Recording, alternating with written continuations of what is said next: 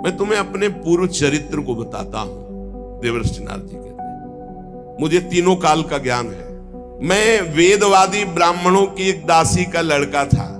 पहले बहुत सुंदर गंधर्व थे, उपबर्हण, जो देवर्षि नारद जी अपनी कथा सुना रहे कि मैं पूर्व जन्म में दासी पुत्र था, उसके पहले बहुत ही सुंदर थे।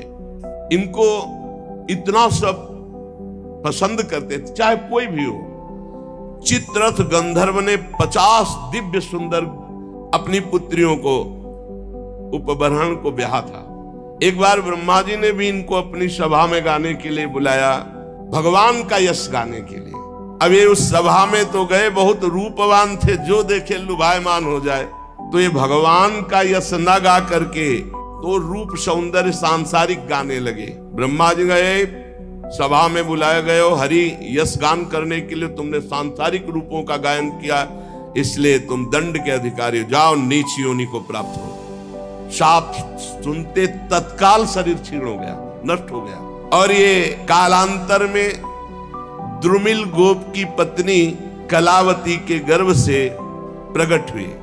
द्रुमिल गोप जब पधार गए तो कलावती इनको एक लेकर, साधु सेवी ब्राह्मण थे, उनके यहां दासी भाव से रहकर इनका पालन पोषण करने लगी। तो वही कह रहे हैं कि मैं पिछले कल्प के अपने पूर्व जीवन में वेदवादी ब्राह्मणों की एक दासी का लड़का था। चातुर्मास जैसे चल रहा है तो महात्मा जन एक स्थान पर 4 महीने टिकते, तो ऐसा ही उन ब्राह्मण के यहाँ चातुर्मास करने बड़े महात्मा जन आए।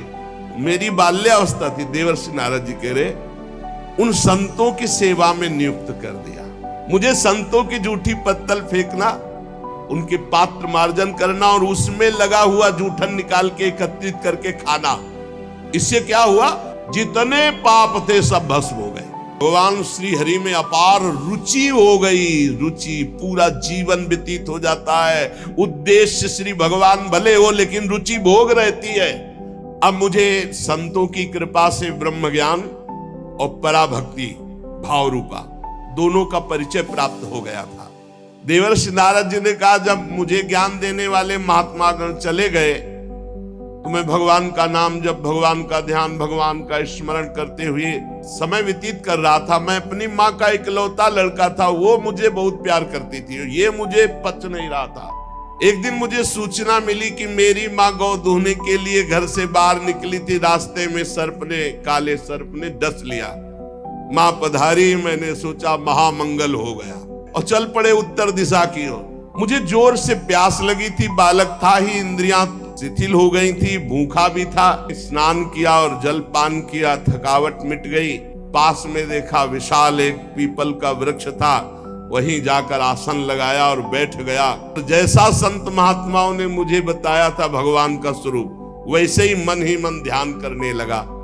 भक्ति भाव वशीकृत चित्त द्वारा जे भी आर्त भाव से भगवान को पुकारा, मेरे नेत्रों में आंसू, शरीर में रोमांच और भाव में भगवान प्रकट हो गए। भगवान अभी आनंद ले ही रहा था कि सहसा रूप अंतर ध्यान हो गया। अब तो आसन से उठ खड़ा हुआ, विकल हो गया, चिल्ला चिल्ला कर रोने लगा। वन में भटकने लगा तो आकाशवाणी हुई, खेद है, इस जन्म में तुम दोबारा दर्शन नहीं कर सकते। ये मैंने तुम्हारा चित्त लुभायमान करने के लिए अपनी तरफ से दर्शन दिया है। तुम बस इसी रूप का ध्यान करते हुए निरंतर मेरा नाम जप कर और शरीर की आयु पूरी होने का इंतजार कर। अल्प काल में संत सेवा से तुम्हारी चित्तवृत्ति परम पवित्र हो गई, इसीलिए संत सेवा से प्रभावित होकर मैंने तुम्हें दर्शन दिया। अब तुम्हारा यह शरीर जब छूटेगा तो तुम मेरे दिव्य पार्षद देवर्षि नारद के रूप में जन्मोगे, प्रकट होगे। सृष्टि का प्रलय हो जाने पर भी तुम्हें एक एक बात की स्मृति रहेगी। तुम निश्चिंत रहना, बस मेरे ध्यान में, मेरे भजन में शरीर छोड़ो और आओ, मैं दिव्य पार्षद रूप तुम्हें प्रदान करूंगा। ने आकाशवाणी जिस दिशा से हुई थी झुककर प्रणाम किया। बस लज्जा संकोच छोड़कर भगवान के नाम का कीर्तन करता हुआ समय व्यतीत करता। कब शरीर छूटे, अचानक मृत्यु आई और मेरे शरीर को नष्ट कर दिया। जे भी शरीर नष्ट हुआ तो सीधे भगवान के समीप गया और भगवान ने मुझे दिव्य चिदानंद में देवर्षि नारद शरीर दिया। ये पांच भौतिक नहीं है। त्रिभुवन में कहीं भी वायु के समान देवर्षि नारद जी जाते और कभी मृत्यु नहीं होनी।